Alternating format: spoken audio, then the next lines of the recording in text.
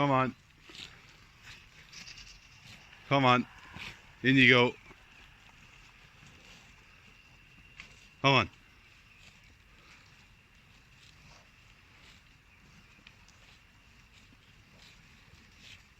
That's the job. Come on. That's all of you now.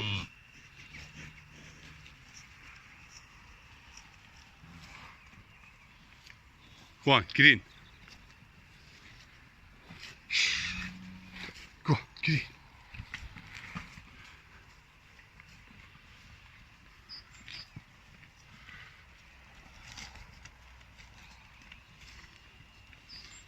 What about you, Bull? Go on, get in. That's the boy.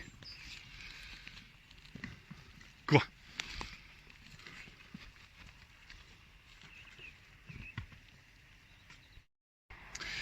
So we're the 1st of February. Now I'm back on the phone temporarily. We're actually getting the broadband fitted today in the house, so things should start to improve. The GoPro was a little bit, took forever to upload videos, so I think it's quicker on the phone, so I'm using the phone for today. I'm going to mix it up a bit. I'll probably use the phone and use the GoPro and make videos with both. I'm kind of getting mixed reviews. Some people like the phone version and some people enjoyed the GoPro, so we'll definitely use it as a tool, but probably won't be the full-time tool that I use. Now, as I say, today is the 1st of February, and you could nearly say that it's the first day of spring. I think, in my understanding, the 1st of February was always the first day of spring, but I believe they're calling it the last month of winter now. I think the spring officially starts in March, according to the English Met Office. But anyhow, I always believed that February was the 1st of spring. So we're after moving these cattle in here. You just saw they're on lovely sweet picking. Now it's a little bit soon, alright, but there's definitely a little bit of energy left in the ground. It's been 4 months since they were here. It was the end of September, October, November, December, January, and the 1st day of February. So the little bit of picking that's there is fresh picking that has grown since the last day that we're here, because I was taken all on the first round. So I'm delighted to see that little bit of sweet green there for them. Now let me just jump this fence here. I made a video last year. Let me wheel around this way, nice and slowly. This is the old phone, but the new phone is coming soon. I made a video last year talking about a fertility hotspot underneath these trees here where my quad is sitting. You can see how green looking that place is there. That is really nice. Now with this style of farming, we should be able to turn the whole place into a lovely green spot like that.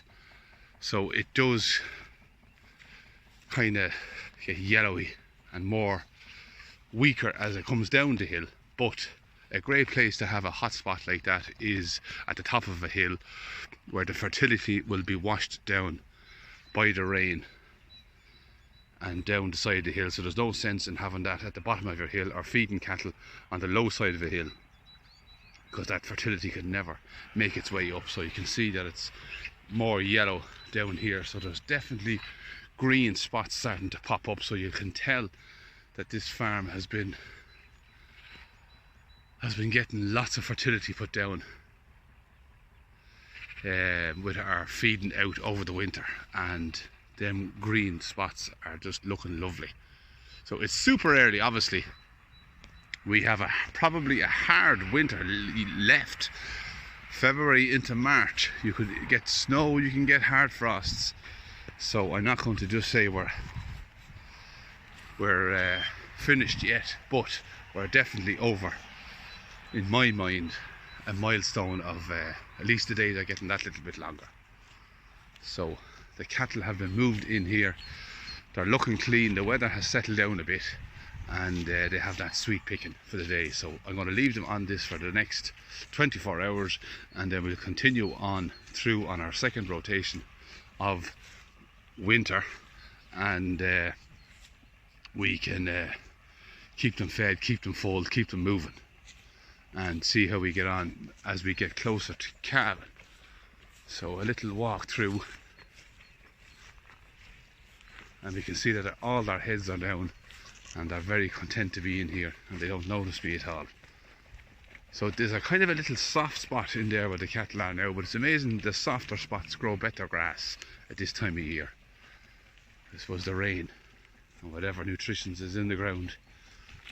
So, oh, more news as well actually. So as you know, Lead Cow is gone, she's sold, and White Clare, if you knew her, she was a white shorthorn, she's gone as well. So their calves have been reintroduced. So I've no longer got my new postcode micro herd. They've now been reintroduced. So this is the heifer that was belonging to White Clare. So she has been brought back into the herd. I reintroduced them there the other day, and there's Lead Cow's calf there.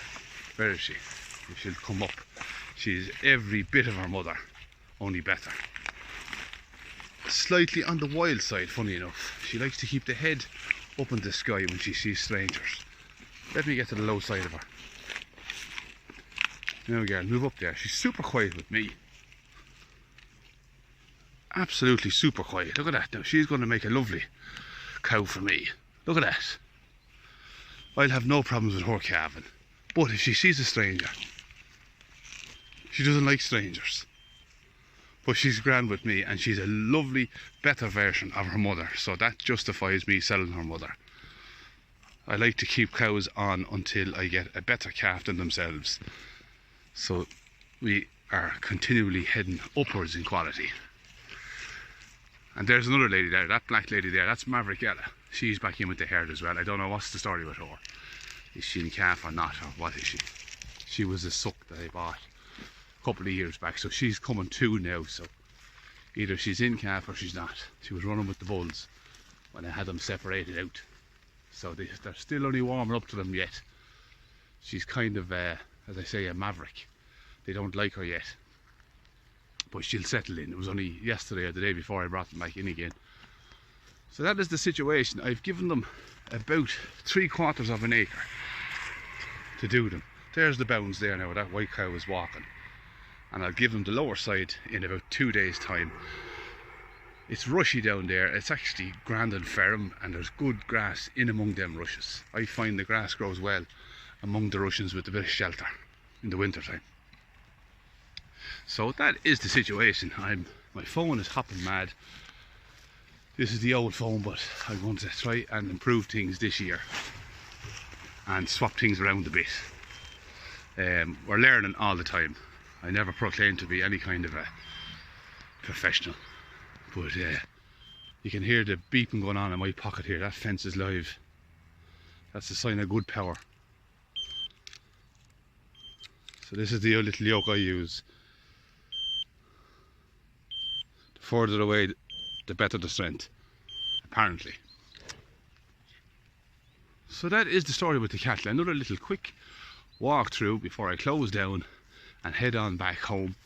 Or Thursday, the 1st of February. The two cows that's under most pressure, I think, is that blue cow there, this lady, and where is she? That little shorthorn there. And even she was in worse condition last year, so she's starting to improve. So she's carrying her 3rd calf. So she should start to put on better condition, or tough it out better over the winter. She's finished growing more or less now herself. That's her calf the year here. That are weaned. I have to keep an eye on weaning now, actually. Let me look through. Well, I know for a fact now this is Belle's mother. She has not weaned yet. But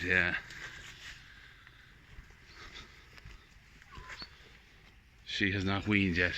But I'll keep a tight eye on that. Where is Belle actually? Oh, she's up there. A real little butt of a heifer. So they're looking hairy and they're looking fat, the most of them. Some of them are under pressure, but we'll work that out as the generations go on. Here's our bullock. What do you think, boy, huh?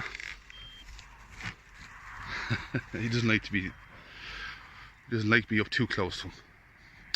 So that is the story now. A short little video, a little update.